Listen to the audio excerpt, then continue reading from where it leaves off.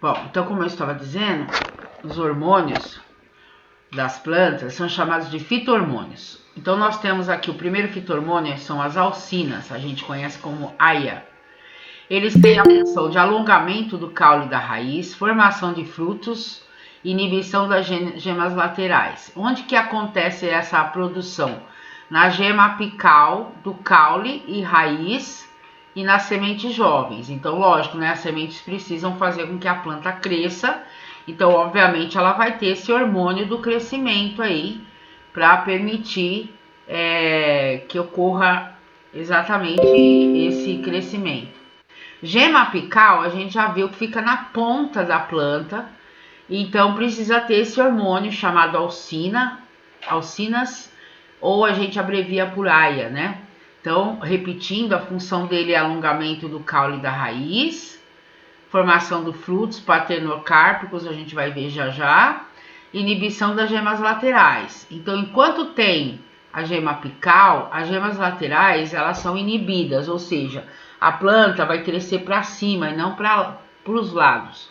Se eu retirar a ponta do caule, a gema apical, aí essas gemas laterais vão ser ativadas por esses hormônios. E aí a planta começa a crescer na lateral, tá?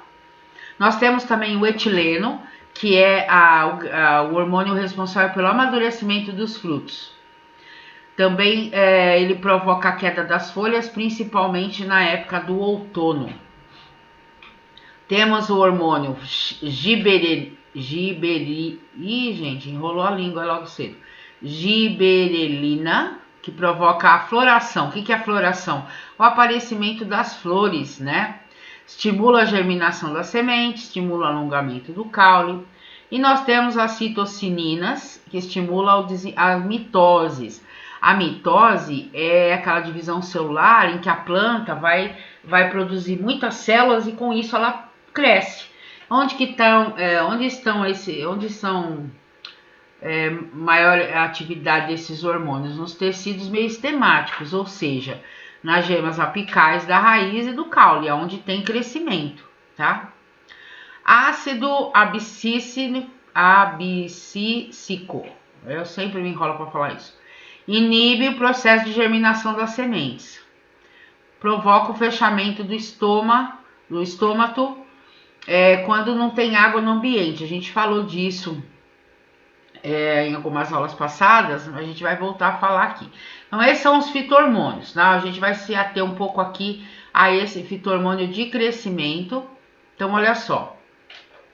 As auxinas, elas são... o nome dela é ácido indolil acético, né? Ou simplesmente AIA. Ele é produzido na gema apical, olha só, aqui no caule, então na ponta do caule e na ponta da raiz, para que a raiz cresça mais aqui para baixo, né? Procurando água e o caule se desenvolva na vertical para cima, né?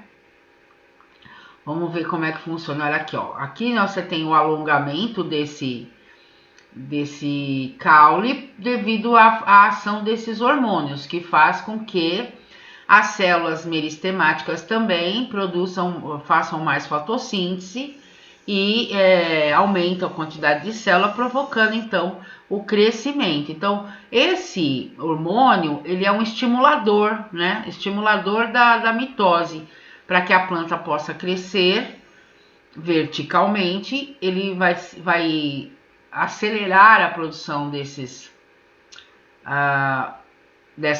mitoses, provocando então o alongamento da planta, tá? Então as AIA, né, ou auxinas, são de crescimento.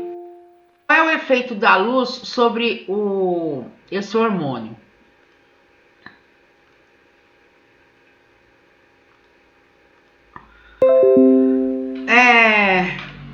Isso indica o seguinte, que esse hormônio, ele reage à luz, tá? Eles migram para o lado oposto da luz, ou seja, se a luz está de um lado, o caule vai crescer para o outro. Vamos ver aqui no esquema como é que funciona. Desculpa, ele vai crescer no lado iluminado, ele vai em busca da luz, o caule, mas as alcinas ficam no lado oposto, ó. As alcinas são os hormônios, elas vão se localizar fora da região de iluminação, tá? Ou seja, isso provoca um crescimento desigual no lado iluminado, que cresce menos, pois fica com menos aia, e ao lado escuro cresce mais. Então, o lado escuro vai crescer mais do que o lado, do que o lado iluminado, porque esses hormônios eles migram para o lado escuro da planta, onde não está tendo muita luz, tá? Aqui nós temos a resposta do caule e raiz com relação à concentração desse hormônio. Veja que o caule e a raiz, eles respondem em formas diferentes, que a raiz, ela não pode crescer demais, né, gente? Depende do terreno, ela não consegue também se aprofundar nesse terreno. Então, ela tem, tanto um quanto o outro, tem a ação desse hormônio de crescimento, chamado alcina ou aia, só que a raiz ela tem um efeito, um crescimento menor do que o caule. Então a planta fora da terra, ela tem que crescer mais. Então a ação do aia no caule é maior, né? O crescimento é maior do que na raiz, tá? Então aqui a gente tem esse ponto ótimo, que é o máximo que a raiz, é o pico, né, de crescimento da raiz, e aqui o ponto ótimo de crescimento do caule, mostrando que eles respondem de maneira diferente a esses hormônios. Aqui nós temos uma experiência interessante, que eles pegaram um bloco de agar. Agar é uma espécie de uma gelatina muito usada não é uma gelatina, tá, gente? É um produto gelatinoso que parece uma... como é que chama? Faz vela? Como é que chama, gente? Esqueci o nome. Parafina. Isso, obrigada, meu amor. Isso mesmo. A parafina, isso mesmo. Parece uma parafina mais branquinha, né? E mais clarinha. Então, o bloco de agar, ele vai ser colocado na gema apical, tá? Em posições diferentes para a gente ver o que acontece. Quando a gente poda uma árvore, que a gente corta a gema apical, você vai ver que ela não cresce, porque aqui é que está o hormônio de crescimento, então a planta para de crescer. Então eles fizeram uma comparação, aqui é uma planta que não está podada, está com a planta com a gema apical intacta. Aí eu tenho aqui uma planta que foi cortada a gema apical, e aqui eu tenho uma planta podada e com o agar já puro aqui, ó, bloqueando qualquer ação de qualquer hormônio, né? Aqui nós temos a planta podada, só que no agar eles colocaram o hormônio de crescimento, o aia. Aqui eles fizeram a mesma coisa, só que deslocaram o bloco de agar um pouco para o lado, né? Para um dos lados da planta, a mesma coisa aqui no 6. Vamos ver o que acontece, né? Na planta não podada, o crescimento é normal. As plantas podadas aqui não vai ocorrer crescimento, ela para de crescer. Aqui, como você tem a planta está podada, mas eu coloquei aqui um agar que tem o hormônio de crescimento, a planta continua crescendo, tá? Desse lado aqui, o agar, o aia, que é o hormônio de crescimento, ele está nesse bloquinho de parafina ou de agar, só que nessa lateral. Lembra que a gente acabou de falar que ele reage ao contrário da luz? Então, se a luz está desse lado, a planta vai crescer em busca da luz e o hormônio fica desse lado aqui.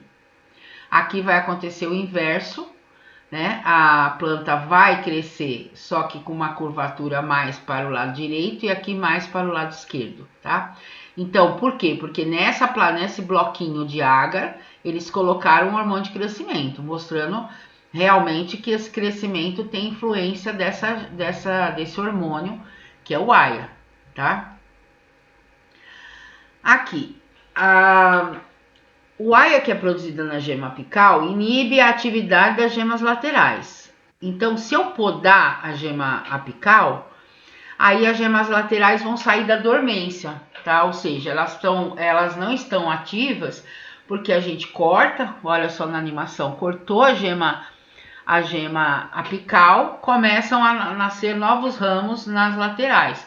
Porque a partir do momento que eu não tenho mais esse aia na gema apical, a planta passa a crescer nas laterais, aparecendo os ramos, folhas, tudo aqui. Então, aconteceu isso eu tenho um pé de jabuticaba aqui na minha casa e ele estava crescendo muito para cima e já chegando no telhado da vizinha. Aí a gente resolveu cortar. Minha mãe cortou a gema apical, né? Pediu para podar. E ele agora cresce só nas laterais. Então ele tem bastante folha na lateral, exatamente como está mostrando aqui, né? Então ele não tem mais o crescimento vertical. Outra coisa que acontece aqui é esse AIA, esse hormônio, ele vai favorecer o aparecimento de fruto paternocárpico. O que é um fruto paternocárpico? É o caso da banana. Ela não precisa de fecundação. Aqueles pontinhos pretos da banana são óvulos que não foram fecundados, tá? Então aqui eu tenho o seguinte, tem duas situações. Lembra que o fruto ele vem do ovário da flor, né? O ovário da flor tá aqui, ó. Aqui é uma flor polinizada normalmente, com grão de pólen. E aqui não vai ter o grão de pólen, vai ter só o hormônio AIA. Vamos ver o que acontece. Ocorreu a fecundação. Nesse caso aqui, vai formar um fruto com semente, que é o caso do mamão, melão, melancia, pepino, abobrinha, pimentão, enfim, todos esses frutos, tomate, a gente vê as sementes lá dentro. E o fruto partenocárpico, ele não tem sementes, que é o caso da banana. Porque a banana ela surge pela ação deste hormônio diretamente no ovário, faz com que esse ovário se desenvolva, mas os óvulos não serão fecundados. Então, o que você vê na banana, né, não são sementes, né, são óvulos não fecundados. Então, ela não tem semente, tá? Para você plantar uma banana, você faz isso com um pedaço do caule, porque no caule tem as gemas de crescimento e ela vai ser ativada. Esses hormônios que tem nessas gemas vão ser ativados e faz o desenvolvimento da planta normal. Gente, lembrando que toda vez que você tiver alguma dúvida, você me interrompe, tá bom? Tropismo. O que é o tropismo? O tropismo são os movimentos que são gerados pelos vegetais. Nós temos dois movimentos importantes. O geotropismo, que é o movimento gerado pela gravidade, orientado pela gravidade, e o fototropismo, que é o movimento orientado pela luz.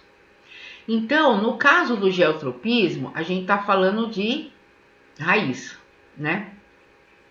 A gravidade, ela atrai o hormônio do crescimento para baixo, por isso que a raiz vai cada vez mais penetrando no solo, né? Então veja que aqui esses pontinhos vermelhos estão indicando a concentração desse hormônio, né? Da alcina aqui. Então há uma tendência dessa raiz crescer, né? Sempre na vertical, cada vez mais para baixo. Claro que vai ter a resistência do solo, né? Se o solo for muito resistente, tiver muita pedra, vai ter uma dificuldade aí para essa raiz penetrar, mas ela tem uma certa limitação de crescimento, mas o AIA vai influenciar nesse crescimento na vertical por causa do geotropismo. O fototropismo, isso daqui significa o seguinte, que a planta cresce em busca da fonte luminosa, tá? Primeiro vamos ver aqui o geotropismo, olha, existe uma tendência da planta crescer. Aqui, ó, gente, a planta crescendo, a raiz crescendo bastante, a gente chama de geotropismo positivo. Por quê? Porque ela está sendo atraída pela gravidade da Terra. O caule, por sua vez, está se afastando do centro da Terra, da gravidade. Então, a gente chama de geotropismo negativo. tá? Geotropismo positivo, porque está mais se aprofundando mais no solo, e geotropismo negativo é o caule que está crescendo para fora da terra. Aqui nós temos o fototropismo, que mostra como que a luz vai influenciar esse crescimento. Então veja, o caule da planta, ele sempre busca a luz, tá? Sempre vai buscar a luz.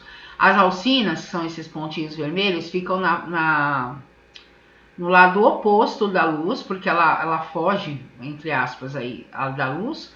E o caule vai crescer, ó, sempre meio tortinho, porque ele está buscando a luz. Tem um experimento que se eu pegar uma planta, colocar ele dentro de uma caixa preta, totalmente fechada, e fizer só um furinho, né, para entrar um pouquinho a coisa de luz, e esperar um pouco, essa planta vai crescer totalmente voltada para esse furo, porque ela busca a luz. Isso chama fototropismo, tá? É um movimento em busca da luz. Aqui a raiz, ela vai, então nós temos também aqui o fototropismo positivo, quando o caule está buscando essa luz, tá? E o fototropismo negativo, a raiz cresce em posição oposta à luz por causa desses hormônios que a gente chama de alcinas, lembra? Eles estão sempre do lado oposto do crescimento, tá? Alguma dúvida? Não, professora. Olha só aqui, gente, que o exemplo que eu falei, ó. Fizeram uma caixa preta e aí deixaram só uma janelinha aqui de entrada de luz. Aí colocaram a plantinha e a plantinha está crescendo em direção à luz. Tá vendo que ela tá, como chama? Encurvada para cá? Qual que é a resposta disso? Observando a planta, conclui se trata de um caso de quê? De geotropismo ou fototropismo? Para começar o assunto.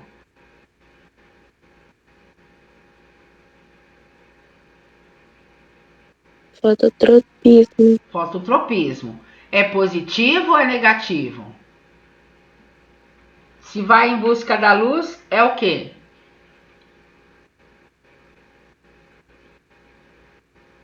Vocês estão pior que eu hoje.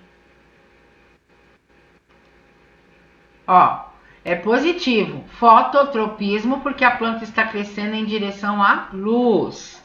Tá bom? E é positivo justamente por isso. Se fosse a raiz, ela estaria em sentido oposto e seria fototropismo negativo. Como é caule, né? Isso aqui é caule. Folha, né? Ela está indo em busca da luz para a realização da fotossíntese. Então é um fototropismo positivo, tá bom? Aqui nós temos mais um experimento. Uma planta invasada. Isso aqui caiu na FUVEST, ó. Uma planta invasada foi colocada em posição horizontal e mantida sob rotação lenta e contínua, segundo o esquema a seguir. Por que a planta apresenta a resposta geotrópica nula? Quer dizer, ela não cresce nem para um lado nem para o outro. Ela está girando, girando, girando. Aqui está a planta, tá?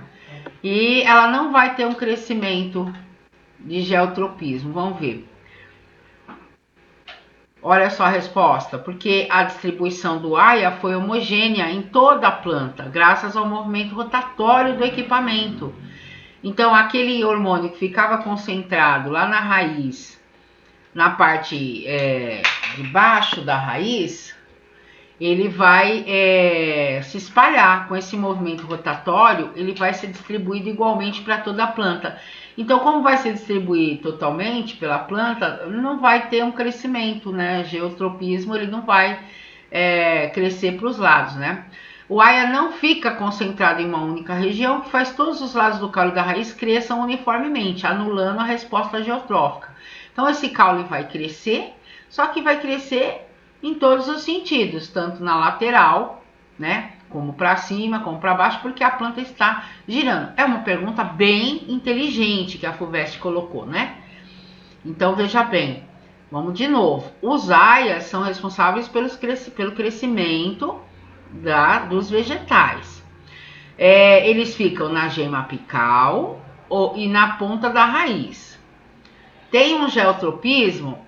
Tem um geotropismo positivo na raiz que faz com que esse aia ele seja atraído pela gravidade da Terra, ele fica concentrado na ponta da raiz, favorecendo o crescimento dessa raiz. E no caule ele fica na ponta da gema, favorecendo então o crescimento dessa planta também para vertical para cima.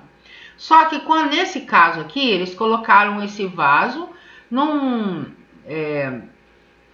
numa forma horizontal, ele não está na vertical, isso também influencia, né? E num mecanismo que o vaso ficou girando. Então, o que aconteceu com o hormônio? Ele se distribuiu igualmente para toda a planta.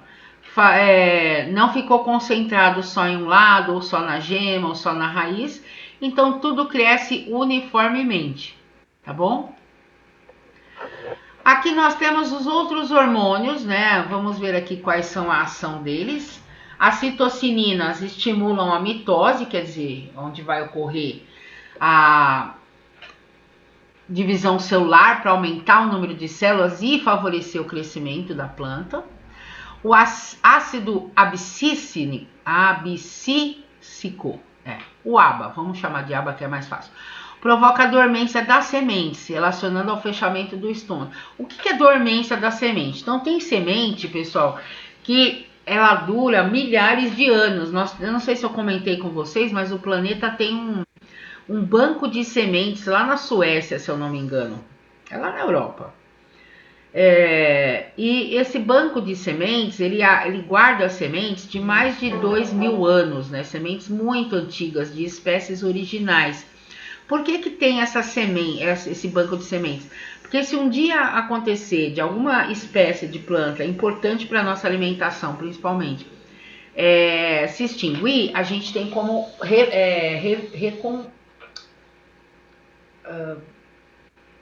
de ter essa planta novamente, né? Porque a gente vai ter esse banco de sementes que vai ajudar nesse reaparecimento. Então elas não ficam extintas, são sementes importantes. Inclusive tem sementes lá de milho da época de Cristo, tá? Um tempo atrás passou no Fantástico sobre esse banco de sementes. Não sei se vocês costumam assistir o Fantástico, mas tem muitas coisas importantes aí algumas reportagens interessantes. E aí esse ABA, ele vai provocar dormência. O que quer dizer? A semente, elas podem ser ativadas qualquer momento. Só que tem esse ABA aí que vai provocar dormência. Ela só vai germinar se ela encontrar condições favoráveis no ambiente. Então, se tiver bastante água, uma das condições para a semente germinar é água, né? Quando tem pouca água no solo, esse ABA vai fazer com que essas células, né, chamadas estômatos, que nós já vimos também, elas fiquem fechadas. Para quê? Para evitar a perda de água. Então, isso daqui está relacionado com a dormência das sementes. Os estômatos dessas sementes ficam fechadas, ela perde pouca água, aquela água suficiente para aquela quantidade mínima de água que a semente tem é suficiente para manter a semente disponível, mas não para ela germinar. Depois nós temos as giberelinas, que estimulam a germinação e alongamento do caule, a floração, etc. E o etileno, que é responsável pela maturação dos frutos e pela queda das folhas. Então temos aqui um exercício. No recipiente colocaram duas plantas aqui, ó. Uma tem um fruto e a planta, o número 1. E no 2 só tem a planta. Então no recipiente 1 há uma laranja madura com uma planta envasada, no 2 só uma planta. Em qual dos recipientes poderá ocorrer queda de folhas primeiramente e por quê? Bom, a gente já está acabando a aula, tem que acelerar, então vai ser no recipiente 1. Por quê? Porque a fruta madura, pessoal, ela vai liberar esse etileno, ela vai produzir, vai liberar bastante desse gás. E esse gás vai favorecer a queda das folhas, tá? Então, o lugar onde tem essa fruta, no caso aí desse experimento, é onde vai ocorrer a queda. Primeiro vai acontecer a queda dessas folhas, tá? Geradas por esse gás chamado etileno.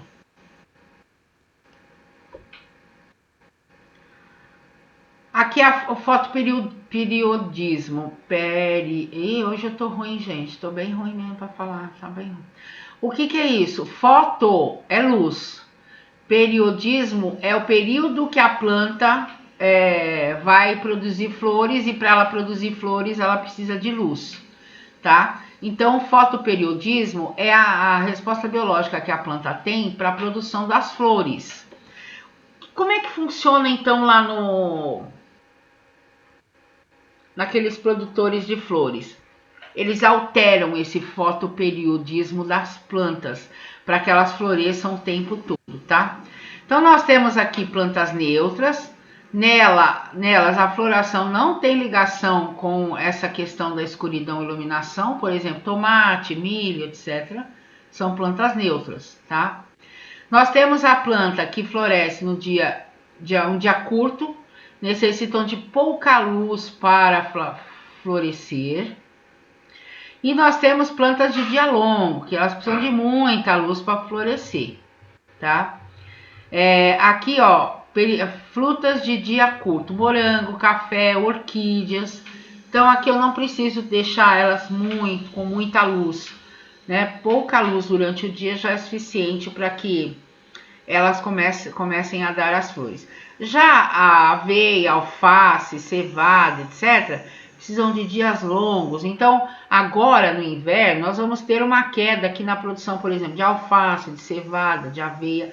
Por quê? Porque nós temos dias mais curtos, tá? Então, a produção disso diminui, porque elas vão florescer menos, descendentes, e com isso a gente vai ter menos oferta desses produtos, tá? Em dias longos, em dias curtos, então agora é época do morango, é época do café, as orquídeas florescem, né? Nós temos aí várias plantas. Veja que quem é produtor, se estudar um pouquinho, vai poder optar por um plantio mais rentoso, né, para ele. Aqui, ó, fotoperíodo crítico, é o FC, trata-se de um tempo limite de exposição à luz para que haja floração. As plantas de dia curto, elas florescem em iluminação mais curta, de 8 a 9 horas em média, tá? Então, 8 a 9 horas de luz por dia é suficiente para que essa planta possa florescer.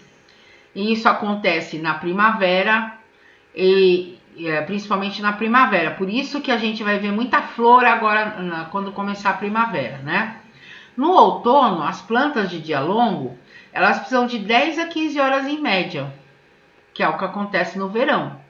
Então, a gente vai ver plantas que vão florescer mais em dias longos e outras, a maioria, em dias mais curtos. Então, a primavera é um período onde eu vou ter bastante floração, né? Porque são plantas de dias curtos que precisam de menos tempo de luz para poder florar, para poder dar a flor que a gente precisa.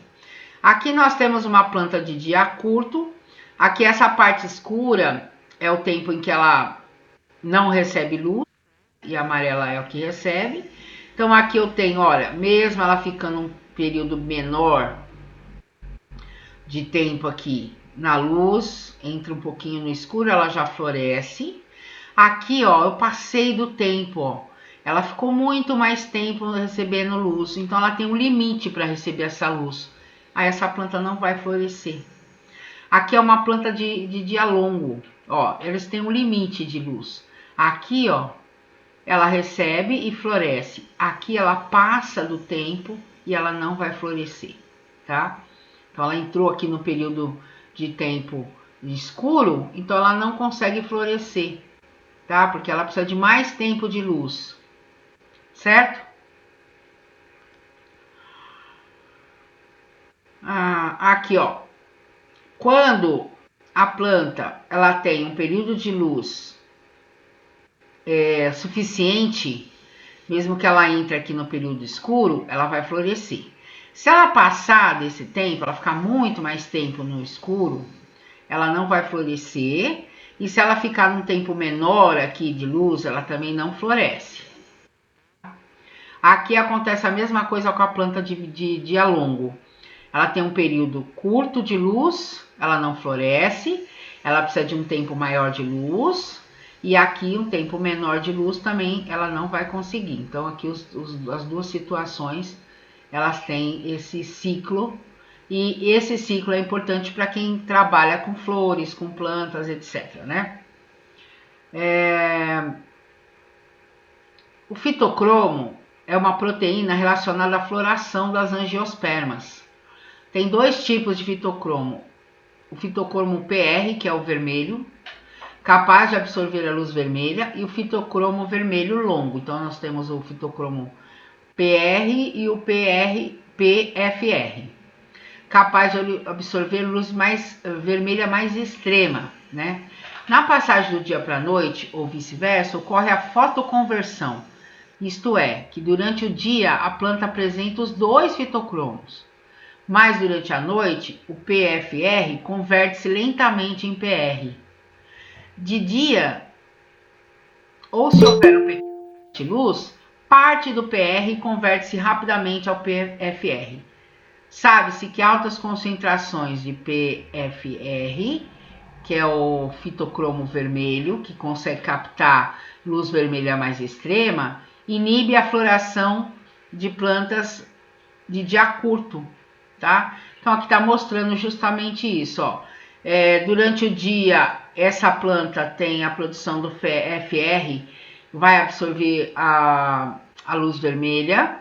Aí à noite, né, durante o dia, isso vai virar o fator que vai captar mais luz vermelha, né, mais essa luz mais extrema.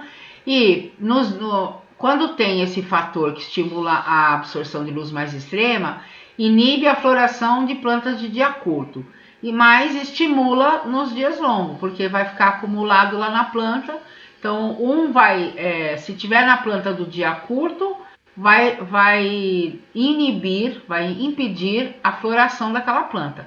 Se esse FR aqui tiver na planta de dia longo, em grande quantidade, vai estimular a floração, porque ele vai precisar dessa luz aqui, dessa energia da luz vermelha para fazer florir o aparecimento aí da planta, tá? Aqui nós temos o último exercício para encerrar. Uma planta de dia curto foi submetida a fotoperíodos esquematizados na figura 1 e 2. Então vamos ver aqui. Eu tenho uma planta de dia curto, lembra, ó. Ela ficou exposta à luz de 9 horas e uma noite de 15 horas. Aqui ela ficou exposta a uma luz de 9 horas, mas ela teve um flashzinho aqui em determinado momento. Letra A. Sobre qual das condições 1 ou 2 essa planta vai florescer?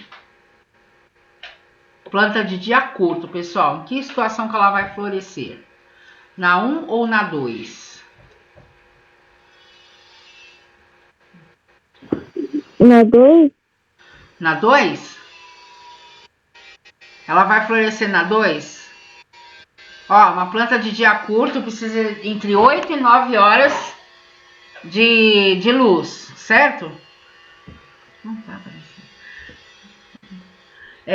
Então, ela vai, vamos ver a resposta, porque a aula tá acabando, na condição 1, né, pessoal? Porque ela precisa de pouca luz. Aqui ela não vai florescer. Olha só.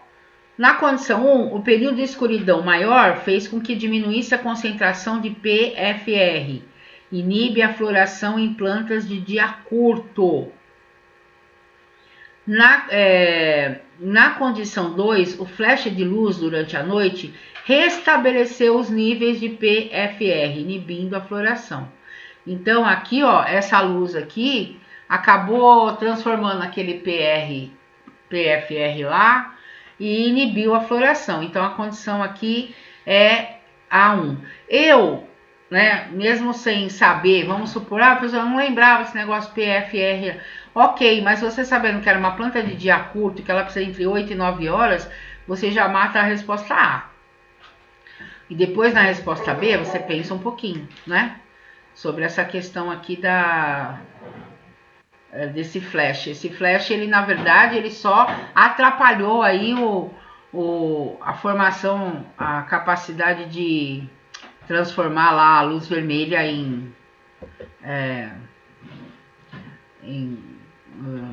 ai meu Deus, gente, hoje eu tô muito ruim. Em estímulo para ela florar, tá bom? É isso, a aula acaba.